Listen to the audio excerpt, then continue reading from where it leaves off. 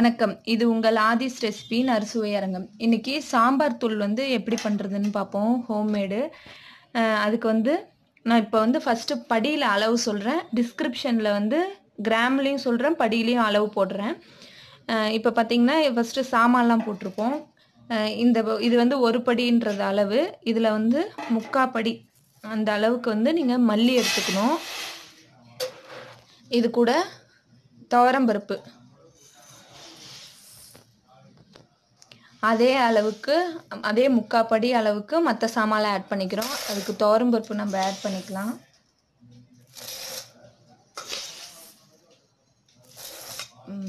அதுக்கப்புறம் ஜீரகம்,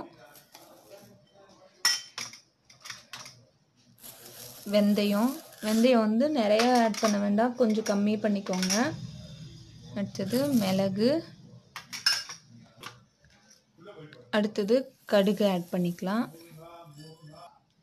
இது கூட நம்ம மஞ்சள், இது வந்து விரலி மஞ்சள்.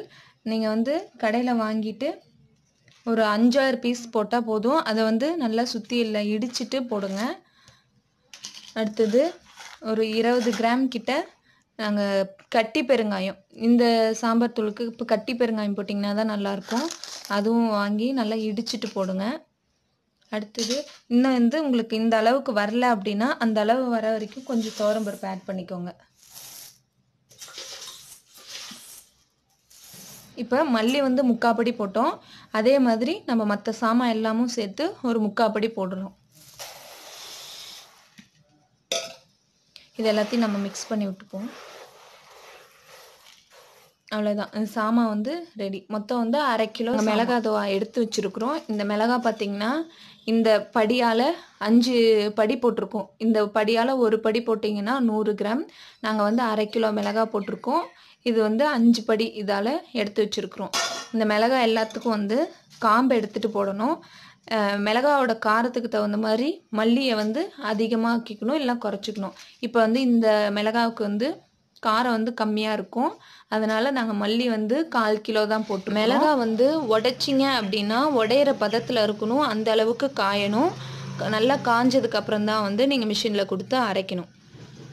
இங்கே பாருங்கள், நாங்கள் சாம்பார் தூள் வந்து கடையிலேருந்து அரைச்சி எடுத்துகிட்டு வந்துட்டோம். சாம்பார் தூள் வந்து அவங்களே காய வச்சு கொடுப்பாங்க. அந்த மாதிரி காய வச்சே வாங்கிட்டு வாங்க. இல்லை அப்படின்னா சாம்பார் தூள் வந்து கருத்து போயிடும், கலர் வந்து உங்களுக்கு வேறு மாதிரி ஆகிடும். இந்த தூளை நீங்கள் சாம்பாருக்கு மட்டும் இல்லாமல் உங்களுக்கு நீங்கள் செய்கிற வந்து குழம்பு, பூண்டு குழம்பு, புளி குழம்பு, இந்த மாதிரி எல்லாத்துக்கும் யூஸ் பண்ணிக்கலாம். அதே மாதிரி பொரியல் வகை எல்லாத்துக்குமே வந்து இந்த தூளையை நீங்கள் யூஸ் பண்ணி பாருங்கள், நல்லாவே இருக்கும். இந்த வீடியோ உங்களுக்கு பிடிச்சிருந்தா மறக்காமல் ஆதிஸ் ரெசிபிக்கு சப்ஸ்கிரைப் பண்ணுங்கள், லைக் பண்ணுங்கள், ஷேர் பண்ணுங்கள், கமெண்ட் பண்ணுங்கள். தேங்க்யூ.